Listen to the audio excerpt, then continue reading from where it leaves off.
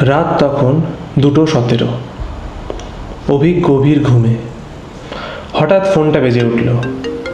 অচেনা নম্বর। অভি বিরক্ত হয়ে কলটা কেটে দিল। 10 সেকেন্ড পর আবার ফোন, একই নম্বর। এবার ধরল।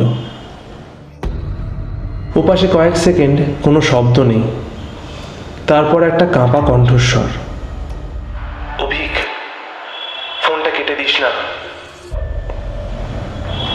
অভিক উঠে বসল, কারণ গলাটা তার নিজের। কে? ওপাশ থেকে উত্তর এলো, আমি, তুই। অভিক কিছুক্ষণ চুপ। তারপর সে হেসে বলল, মজা করার আর লোক পেলি না? ওপাশের কণ্ঠটা এবার ফিসফিস করে বলল, আজ রাত 2:40 আগে বাড়ি থেকে বেরিয়ে যা। কেন? কারণ 2:40 তুই মারা যাবি। কল কেটে গেল। অভি কিছুক্ষণ ফোনের দিকে তাকিয়ে রইল। তারপর নিজেই হাসল। ভূত এখন ফোন করে? সে আবার ঘুমিয়ে পড়তে গেল। ঠিক তখন ফোনে একটা মেসেজ এলো, রান্নাঘরের জানলাটা বন্ধ কর। অভিক থমকে গেল, কারণ রান্নাঘরের জানলাটা সত্যিই খোলা।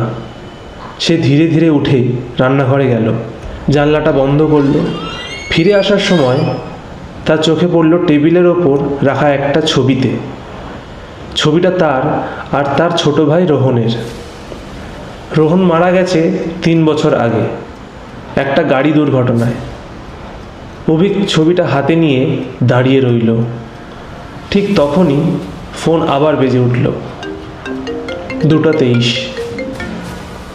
সে ধরল, রোহন। ওপাশে নিস্তব্ধতা। তারপর সেই একই গলা। অভিক এবার রেগে গেল। তুই যদি সত্যি রোহন হোস, তাহলে বল, আমাদের দুজনের একটা গোপন কথা বল। কয়েক সেকেন্ড নীরবতা। তারপর উত্তর এলো,